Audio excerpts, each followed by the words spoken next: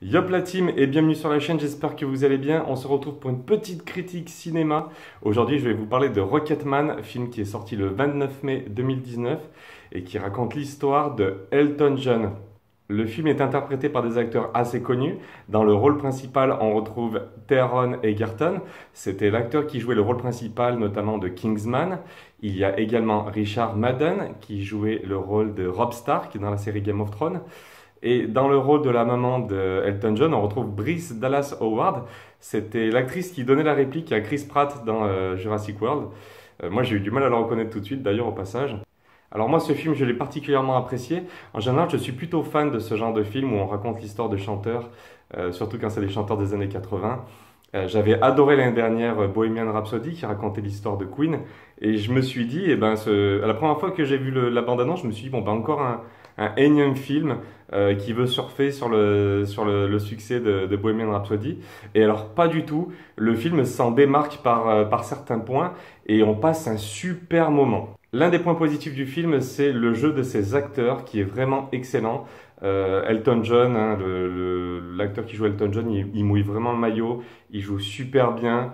Il y a des scènes qui sont pas faciles, notamment sur les thèmes de l'homosexualité ou de la drogue, et il s'en sort super bien. Une chose qui est particulièrement appréciable, c'est que contrairement à Bohemian Rhapsody, on sent que les chansons ont été enregistrées avec les voix des acteurs, donc pas de playback. C'est pas... Moi, c'était quelque chose qui m'avait un petit peu dérangé avec Bohemian Rhapsody. Et là, on sent qu'il y a beaucoup moins de playback. On sent que c'est vraiment la voix des acteurs. Et c'est vraiment appréciable pour suivre le film. Le film est super rythmé. On passe par des moments de joie, des moments de peine. C'est un véritable ascenseur émotionnel. Il y a des phases très sympas où l'on voit des danseurs apparaître à l'écran et qui donnent un petit côté comédie musicale. Le film dure 2 heures et on ne sent pas vraiment passer, malgré une phase où on voit Elton John sombrer un petit peu dans ses démons, sombrer un petit peu en dépression. Mais sinon, le film est assez entraînant. Il reprend bien entendu les plus grands succès de Elton John. Et le truc que j'ai vraiment adoré, c'est que ma chanson préférée, elle est reprise à la toute fin du film. Donc on a un film super bien réalisé, super bien joué, super bien chorégraphié, très bien rythmé. On tient peut-être l'un des meilleurs films de 2019, donc je vous encourage vraiment à aller le voir. Dans les points négatifs, je noterai peut-être que la maman de Elton John, j'ai trouvé qu'elle prenait du temps à prendre un petit coup de vieux. J'aurais aussi bien aimé que l'on voie Elton John en vrai, le vrai Elton John chanter sur scène en live à la toute fin du film. Mais c'est vraiment pour chipoter parce que le film est vraiment excellent.